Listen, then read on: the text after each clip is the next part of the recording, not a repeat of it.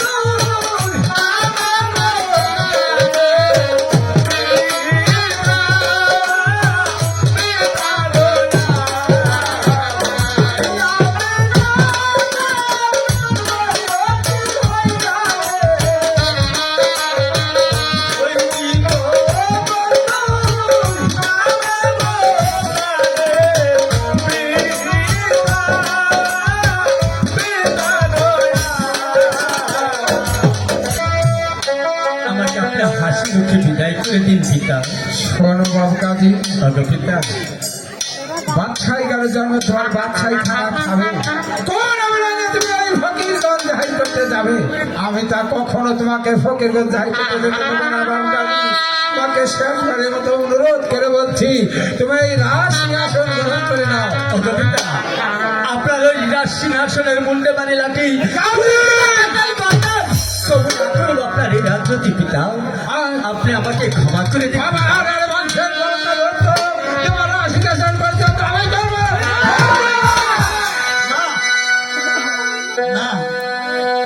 কোথায় কোথায় খাদ্য? হাতে করে হাতে দিয়ে আমার মায়ের গোল খালি হলো।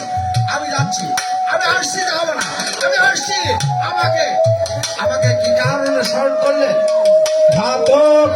এই জাতি কিনে দক্ষিণ মশাটা নিয়ে ওর মুন্ডু কেটে খন্ড খন্ড করে নিয়ে আসবে। কি বলছেন?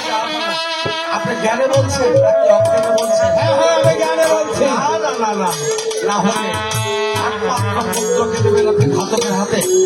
আমার তো রক্তমাংসের শরীর, আমি পারবো না, আমি এমন কাজটি করতে পারবো না।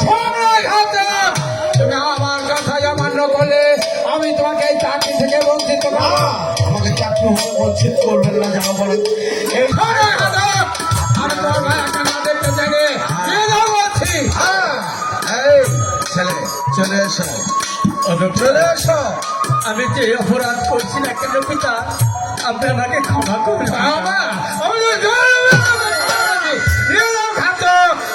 যে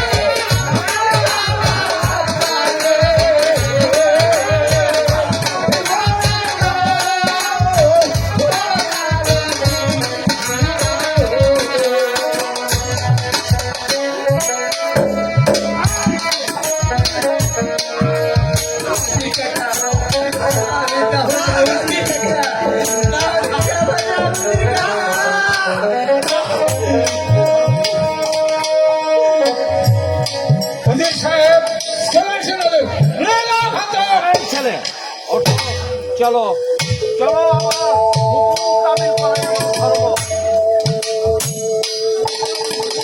আর কষ্ট হচ্ছে না। চলো আরে আল্লাহ,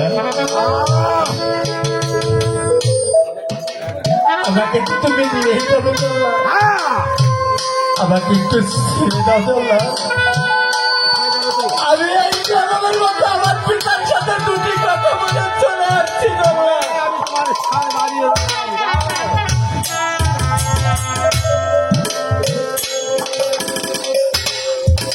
পিতা,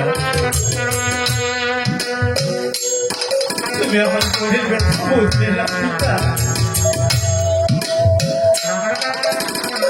এই পৃথিবীতে আল্লাহ কখন তার ভিতরে কি নাজিল করে দিয়েছে আর মাথা বুঝতে পারিনি। তুমি ধরতে পারো এই সারে জাহানের বাদশা পিতা। আমি জানি আমার এই পিতার আদেশ কখনোই অমান্য হয়নি। আমাকে তুমি হাতের হাতে তুলে দিয়েছ। তুমি সত্যকারের প্রেমিক হয়েছ, তাই তোমার সন্তানকেও তুমি ক্ষমা করলে না। তবে তোমার ঘরে যে আমার কর্মচারী মা আছে, তুমি কখনো কষ্ট দিও না।